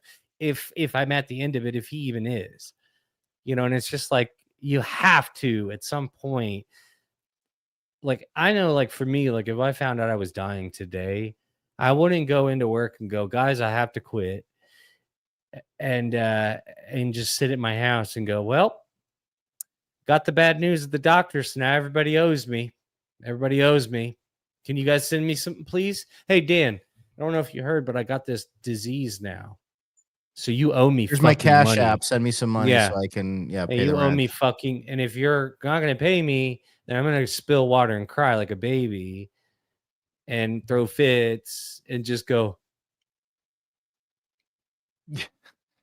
Yeah, dude, like that. I've heard you talk about him, and that's probably where I've gotten most of my take on this guy. And of course, I've seen him like sitting next to Toe before. But like, dude, there's like certain like stuff. It's like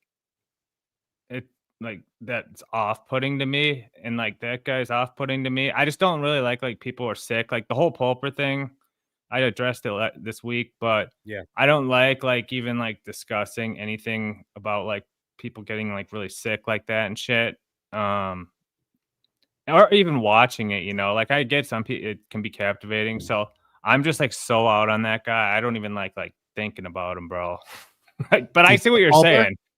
Or Johnny Crutch. No, Johnny. Oh yeah. Like Johnny I don't even like thinking about him. But I see what you're saying. It's like, you know, why don't you make a Well, I push mean, he's for got a kid, so it's just like, and we wouldn't even know that, but he's the one that brought that up, right? And it's like, well, man, you got to be a man. Like, like every time we hear about you, it's you crying because you don't have this or that, or it's like, okay, but you got to get off your fucking lazy ass and go get it, dude. Like you live in Minnesota, they have so many programs that keep people like you sitting on your ass collecting checks. You're just too lazy to fill out the paperwork. Just say it. I mean, we're talking about Minnesota. You're familiar with Chow. You're familiar with Minnesota, right? I'm sure they got a fuckload of like. There's so many options. And by the way, multiple sclerosis is a lazy person's disease anyway. I mean, come on, let's be honest. They're always fucking making excuses.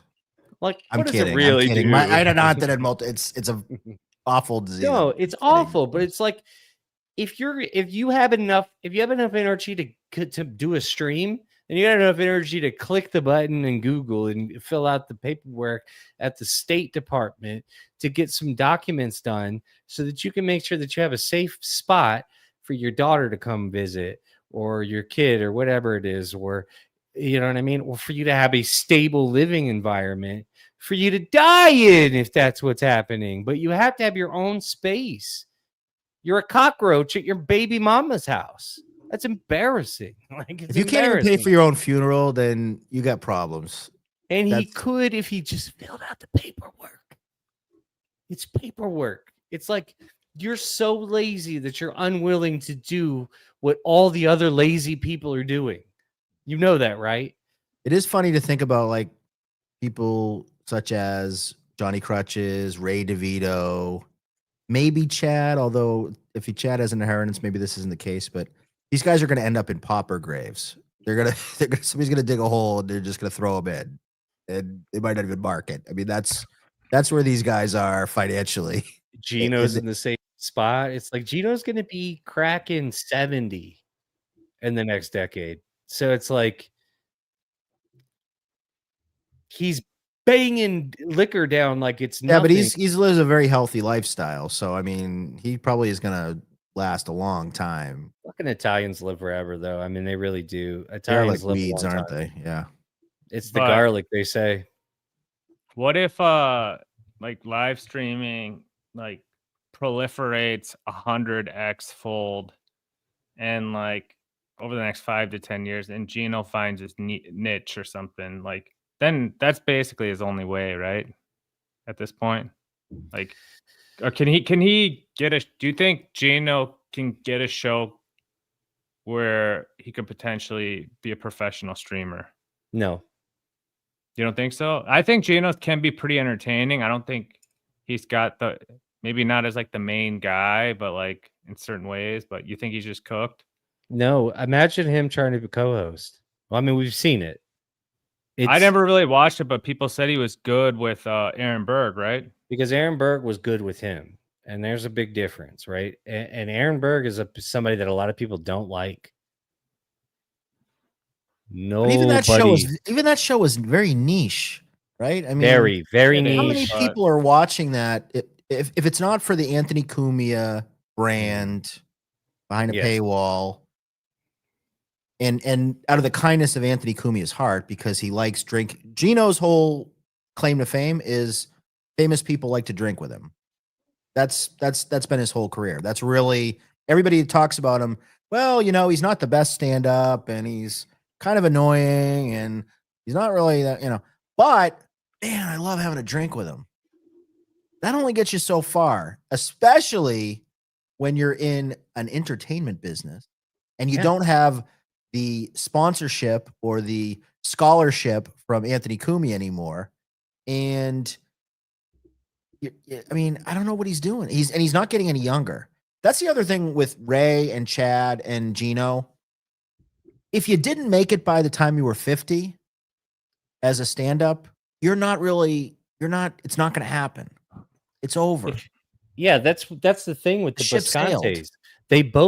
The Buscantes both. They sit here and act like, well, we've been in it for over a decade. And like Kiki, she's like, I've been in it for like 12, 13, 17 years. And it's like, you understand that if you worked at Burger King for 17 years and you didn't move up from fries to cashier at any point, you're shit at that job, and they're treating you like a number.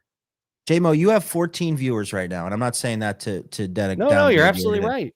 That's how many viewers that Gino had on Friday with Max Loads, his brother or whatever. Mm-hmm. He had 14 viewers at one point when I tuned over to it. J-Mo, you're on the same level as Gino Bisconti in terms of your entertainment career. And you're just some guy that just dyed his beard and threw on StreamYard tonight. That's where Gino's at. He's just turned it on and nobody really cares. So I guess that's his career. Like J-Mo, you have a car, you go to work and you do a little work stream. Gino doesn't go to work. Gino's work is turning it on and having 14 live viewers. So Who's winning? Not him. Well, I mean, he'll have, when we look at his situation 10 years from now, we're going to look at it and go, Gino has nothing still. Gino's got nothing. He's in a rent controlled apartment that he can only afford because it's a rent controlled apartment. And you can actually touch one side of the apartment to the next, like you can put your arms out. That's how wide his apartment is. It's a god awful situation over there. He doesn't. First of all, him and Keanu have no business living in New York City. They don't belong there. Neither one of them are talented enough to make any kind of moves there that would make sense for them to pay what it costs to live there, even with the rent control, right? So when you look at it and you're like, okay, so here's the situation, Dan doing the classic Dan. When you look at that situation, you're like, okay, well, if we've got this situation that we're in now, you could easily take what they're doing and move that to South Carolina where Kiki's mom lives and get a 1-bedroom apartment and save tons of money on expenses, because most of what they're having to pay is expensive. I guarantee you, everything in New York is a premium. Everything. every single item that you buy is at a premium at New York City. So it's like you're Everything's just expensive wasting air. everywhere, bro. It's Yeah. like, But at a it's premium there, because they treat people Oh, like totally. it's, it's like, I remember like when I lived in the DC area, things were expensive, but I always remember people going like, I just got back from New York and that shit was crazy. Like cigarettes were like this much more, and 20 bucks or over Yeah, and 20 it's like, bucks. And yeah, it's Yeah, always I mean, it been a sucks. premium to live there. It's like you got to have something going if you want to. Like you either were born in New York, but if you move to New York for business reasons and nothing's panned out, you probably just ought to go home. Dude, I got a question. That made me think of this. And I wish Dan was here, but you can maybe give me your thoughts. What has anyone ever left the Dabbleverse but continued streaming somewhere else, like successfully? Like got out of like everything, was like kind of doing shit and then like left and then was kind of doing all right or doing the, I don't know. Cause I just thought of one because I was trying to think of like, I guess, Like completely left, hadn't come back. yeah. I Like, can't think of anybody off the top of my head, but like I'm sure. Dalish is the only one I can think of. She still streams all the time, and she used to do like Okay. Dabbleverse stuff like 2-3 years ago. Dirty English, right? Yeah, and now she's in that like that Thorpe and all that type of shit, and she kind of does like but she's still kind of in Dabbleverse because she does like what's his face, the long haired guy, who's the guy from Masterson? Is there like Dick Masterson or yeah, Dick Masterson? Yeah. She does his show and shit, but like oh, okay. it's kind of like, can someone stream like Dabbleverse stuff and then like leave, like the only other people it's like Drunk on Cringe, but he just took down all of his social media and like disappeared. Phil Elmore, but like Phil Elmore's like chirping at Ava Reza and Stuttering John now, so he didn't really like leave. He just kind of quit doing his like daily Dabbleverse He shit. picks his shots. Yeah, he's picking his shots.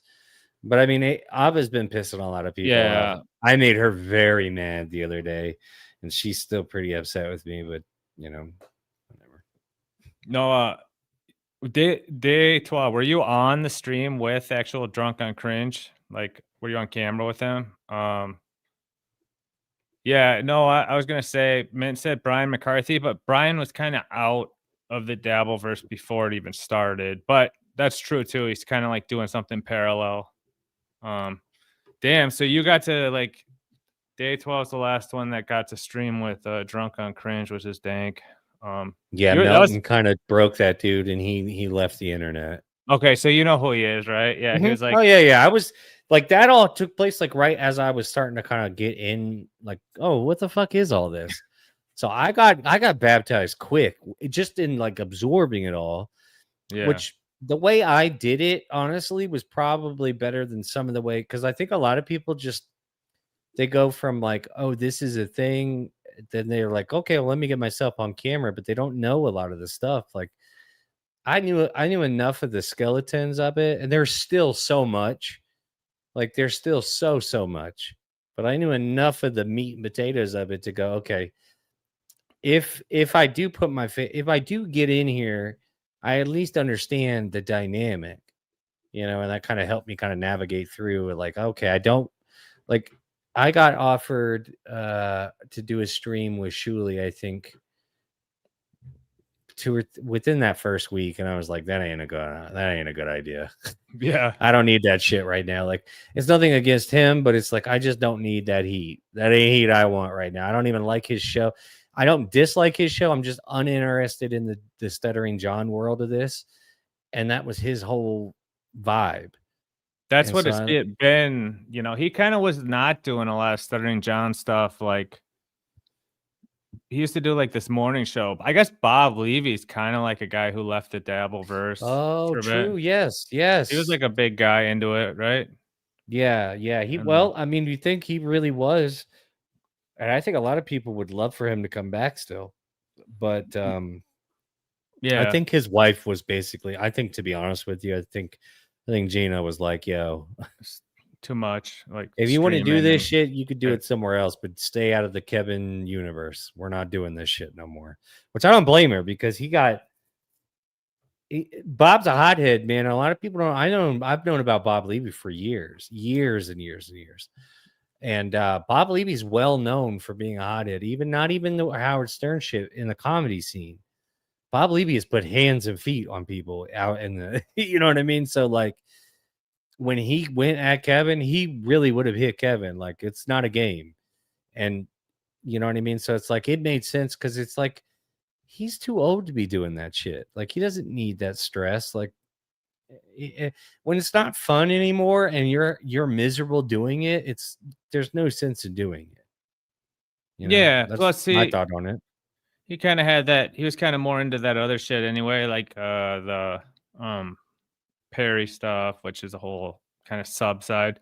But in this whole shit of like, I know Perry's kind of OG, and he's like just kind of has the, mental things that make him so entertaining. But this live streaming thing, do you see it proliferating, and how, like, do you think like people like we were watching Ashley, and she was talking about like other famous comedians, like her sister, Bill Burr. Like, do you think they'll ever get?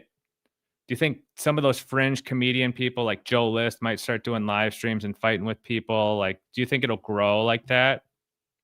Well, yeah, because I've seen Big J doing it, and I'm wearing my Bonfire shirt right now. So obviously, I'm a Big J Okerson fan. But yeah, Big J's been doing it, and the interesting thing is like, him doing it makes sense because he's a crowd work guy, and you know He's what I great mean. at it. Yeah, So he'll reading get the chat hang is of like it. his thing. Well, he'll be a killer at that. He'll be good at it, and he's got a guy that helps him behind the scenes. Because like, I'm like me, like, I don't know what I'm doing. I'm not gonna sit here and pretend like I know what I'm doing. I've got to buy a new computer. I'm gonna have to ask you and a couple other people, like, is this one gonna work? You know what I mean? Like, I've never claimed to be, even since day one. I reached out when you and I first spoke. I said I'm not a tech guy. Like, I've never been, you know what I mean? I've never been an online guy. I like to watch the shows. Since I was a kid, I listened to radio and podcasts, and that was always my escape. So it's like, this is the world that I like and understand. I'm definitely on the spectrum in some ways, so I'm able to kind of take the verbal beatings without making it super personal. In a way, I'm able to disconnect YouTube versus this is real life. You know what I mean? So that helps. But Dude, I think I just want to. I'm using it as a learning experience, but I'm also having fun doing it. I like doing it.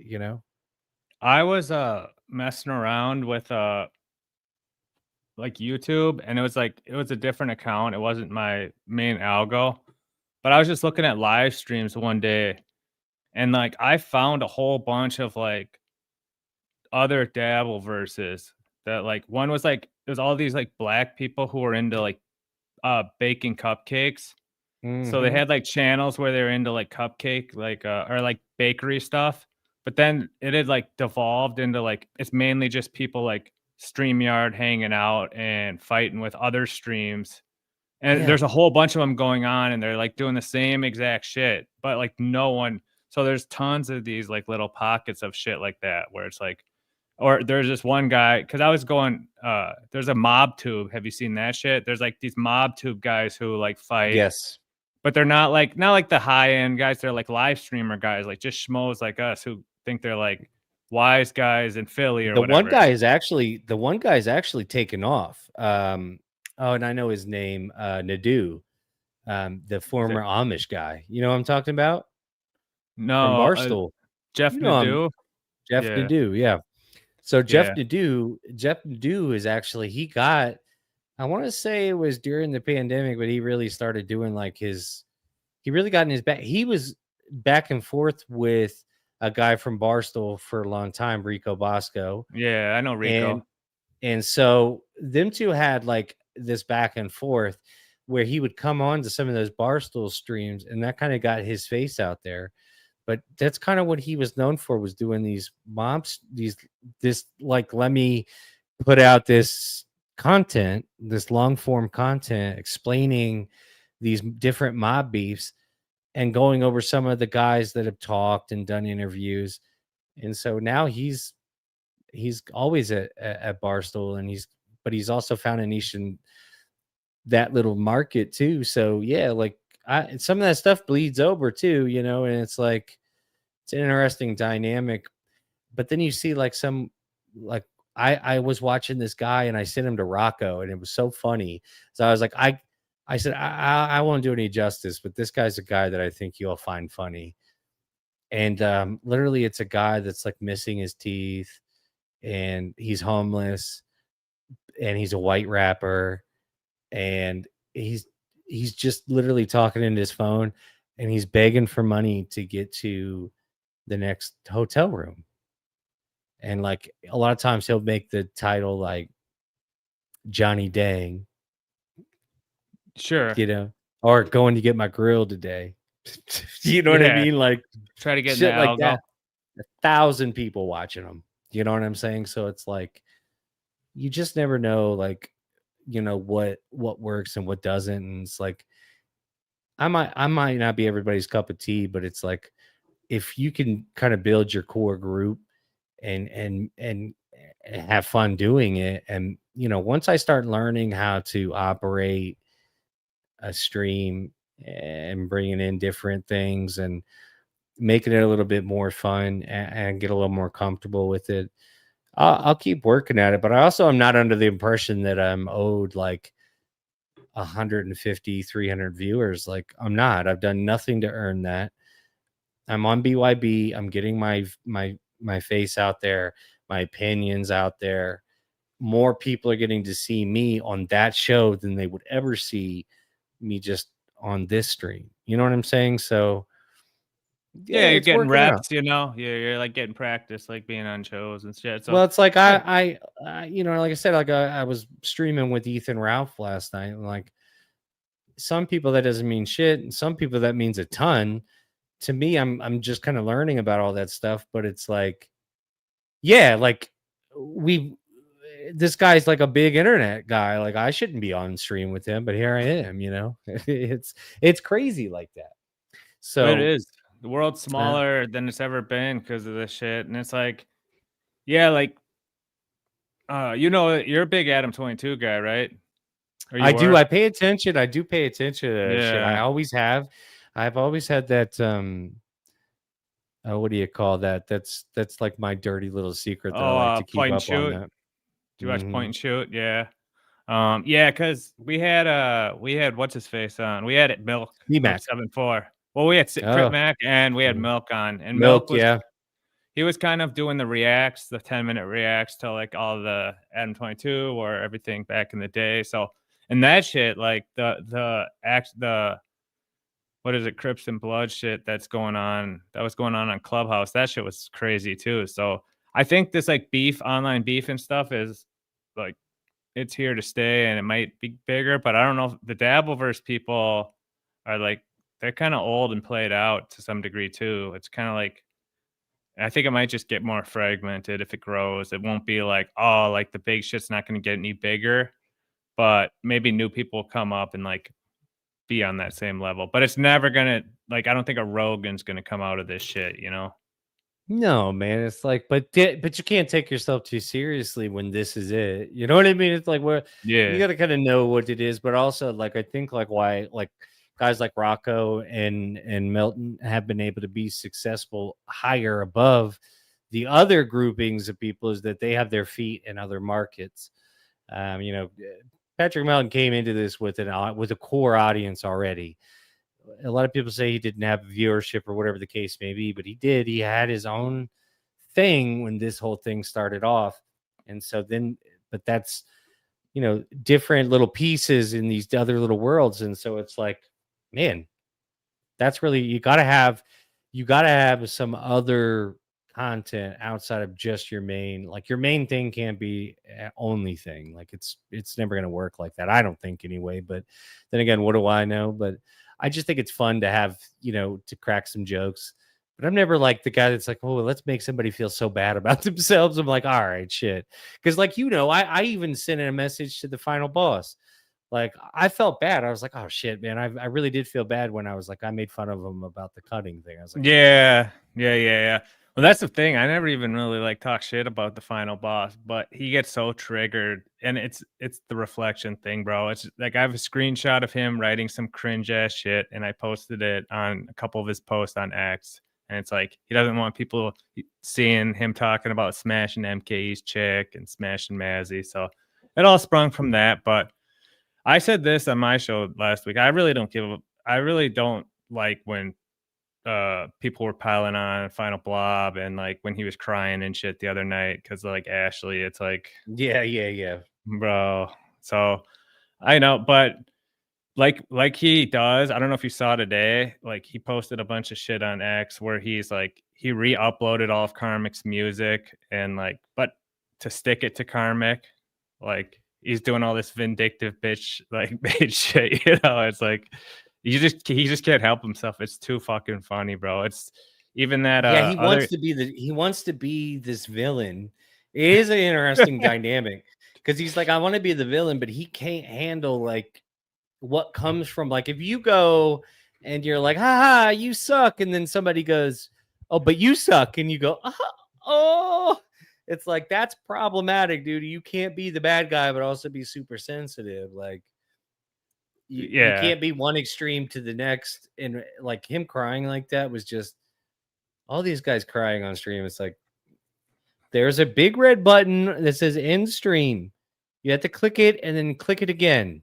Okay, click it and then click it again and then double check and make sure you're off. But like you can't be doing that on stream because it's like I don't understand. But I feel for the kid because it's like you can tell he wants so badly. He wants so badly to be a character that he'll never be. He can't be it. He's him though. Like that's the He thing. is Like though. like whatever like the archetype in his head of what the final boss is and the troll of the trolls and the ultimate life form and all that shit. It's like without that supreme confidence, like I don't really think he's that entertaining. Like if he humbled himself and was just like the fat soy boy, all sad like he is, then he wouldn't even get us to watch him. He would just be like just a regular dabbler verse guy. And then, but since he's so overly confident and has all this false bravado, it's like that's what makes him brilliant. That's what like elevates him as like must see, you know. And he has the perfect like troll. He's got this guy's music, this guy that believes in his brain, which is an absolute lie that he's an artist, right? So you got this guy Karmic, and you convince this guy to give you full control of all of his art, right? This was the perfect time. You don't need to be on the fucking phone with Ashley. You need to be live streaming, banging out men's shampoo, and mother going, "This is my song now, bitch." This would send Karmic into his tailspin, but instead he's like, "Let me play Sonic online." And then make a phone call that's going to make me cry later. It's like you're missing the whole point. Like you have it. You know what I mean? Like what would you be doing right now if you had the entire catalog and full access and ownership? You know what I mean? If this is the guy that you want to be, that's the route to go. But he misses it's just like Gino. Everything's personal with him, bro. Everything's personal with Final Boss. And it's like, even on that shit, they put on even on his tweet, Barrage from earlier, like unnerving brain, you know, he's like the third guy who was kind of helping out Karmic. Yeah. He's like, dude, this is kind of, you know, it's kind of petty and, you know, a dick move what you're doing, like basically in so many words. And like he tries to justify it, like I'm doing it for the 200 subscribers, I'm the hero here. Like there's all these people like Tukey who's listening to it every day, so I'm doing it because he can't. So I can take his shit and like do whatever I want with it. So that type of shit's like you just can't even write that shit, bro. It's too brilliant, bro. Yeah. Yeah, he's going to do big things, I feel. I mean, one way or another, he's going to make waves. That much we do know, you know. I hope the best for the kid. I hope he doesn't get in over his head though, because I just, you know, at this point, I feel like he's volatile. But I mean, Karmic's outlived his fiery blazes and bounce back. So there's no reason the final boss can't do the exact same thing. If Karmic has shown you anything, is that you can completely devalue yourself as a man. You can bare your soul to the world and make a fool of yourself. Go to sleep, wake up, and then do it again the next day and act like it never happened. So it's like, yeah, you'll be all right, man. You got it. Just keep trucking along. Yeah. And this is something I sometimes tell people who get really caught up in their head, but their own head about shit. It's like, you might do something like really fucking dumb, and he thinks I'm like watching everything and like obsessed with them final boss. I talk about him on stream because I know it pisses him off, but like, just think about in your day-to-day life, or like if you're in traffic and someone flicks you off or whatever, like, just think of, or if you're having a hard time and you're stewing about something in your personal life, like a bad business thing or whatever, like, think of how much that person's thinking of you, and or just in general, think of everyone is always basically thinking of themselves. Like that, everyone's also self-consumed in their own thoughts majority of the time. It's kind of like when you think everyone's like freaking out on you, you're just putting like way too much undue stress on you, because everyone themselves is doing that, like to a bigger or smaller extent, depending on what else they got going on. But yeah, it's like I want them to chill, bro, because it's some of the shit's wild. But Man, but I think part of it too is like Felicia's got her hook so deep into him. Like it's worrisome when you watch like how quickly he has to run back to a plane to get back to her when things go south and he gets upset. It's like, what's that about? Like, that can't be good, really, for either one of them. I mean, if you're really stepping away from the situation for a minute, you're like, I ain't good for either one of these folks. He's chain smoking and her apartment right now. They don't share a room. You know, there's a lot of things that are just oddball things on here, and it's just like, what? Why is it that as soon as he gets bent out of shape on comments, he has an episode online, gets as much money as he can so he can get a plane ticket to run right back? What's that about? Like, what is that about? Just fucking move in already. What are we doing? If that's what we're going to do, you're not selling that trailer, dog. It ain't happening. Nobody wants it. Tear it down. Tear down Grandpa's trailer. Nobody wants it. It's like a 1990 something, dude. It smells like cigarettes and shit. Nobody wants it. It's time to grow up. Get off of mom and dad's farm. Go out and be a man. yeah, You know, but he also doesn't want to work, though. You know, he doesn't want to work. He doesn't want to get a job. He decided he is too big of a star in his brain. He cannot go out and get a job now. It's beneath him. well, and that's, if he is doing this, I've counted him out now a couple times, and since April or May, where I'm just like, I'm kind of done watching them, and then all of a sudden some crazy shit happens. Exactly. I know everyone's like super tribal about his chick Felicia, because like people like I don't know, like they have their takes on what she is based off of, like, I first found out about her from the Ray shit, went to Planet Fitness stuff, and then of course she's been doing shit, but the Dixon stuff. So I'm not like a Dixon fan, so I don't know all like the shit Dixon was talking about over the last like few years, but it's kind of like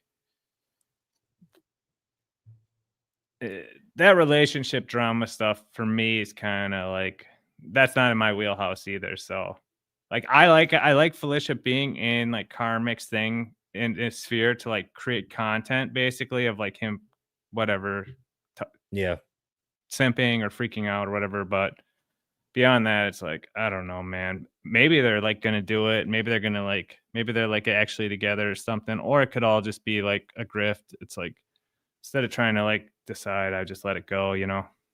I just worried that when it ends, it's gonna end volatile. It's gonna be bad. That's my big concern, because you see like I don't know, man. It's hard to say because he seems like he's created a character that he shows on camera, but if somebody were to approach him in real life, I don't believe he would be this bombastic.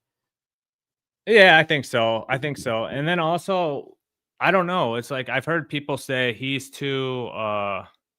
like way too obsessed with her. And then I've heard other people say like, oh, when he's always trying to leave her because he can't wait to get away from her because she's so annoying. So it's like, which both can be true, but at the same time, it's kind of like, I don't know. I don't want to get into like trying to figure out like the psychoanalysis shit on that, but whenever he does get it's it's created a lot of like whatever drama because of it. So I'm fuck with it, I guess. But Well, my big issue with Felicia is the fact that she makes every like the crazy thing is she has made Pat Dixon fans because there was people who wouldn't have known about Pat Dixon, wouldn't give a fuck about Pat Dixon, would have never taken Pat Dixon's side had it not been for her and her own behavior.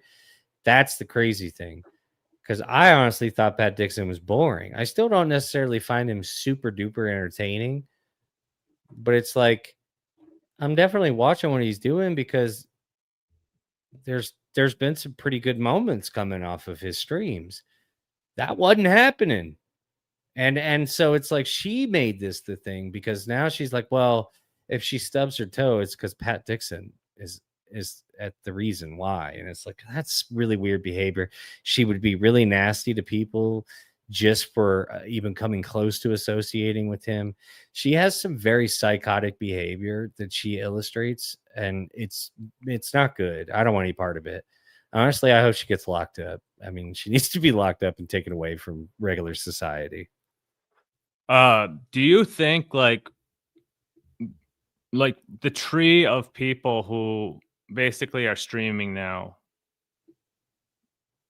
I think that's going to be MLC's legacy, is going to be like all the people who were on that show and you got to know him. Because like when you're talking about Dixon, like I knew who he was from back in the day because he did that crime show, but I'm not into crime, Yeah.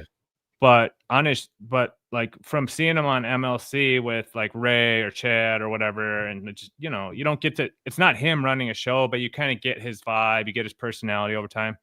So you figure out like who you like, whatever. But that can apply to everyone. Like you were on MLC, now you're doing a stream. I know it's not like because you were on MLC. Like think of all the people who have ever been on MLC, and probably 30, 40 of them are streaming now.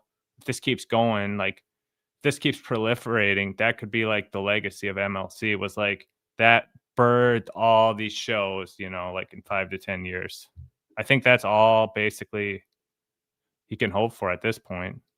Yeah, I mean, it's true. That is, and like anything can be said about Kevin, but if there's one thing you can say about it is he has managed to maintain what he does for this many years, 5 or so years now he's been doing this,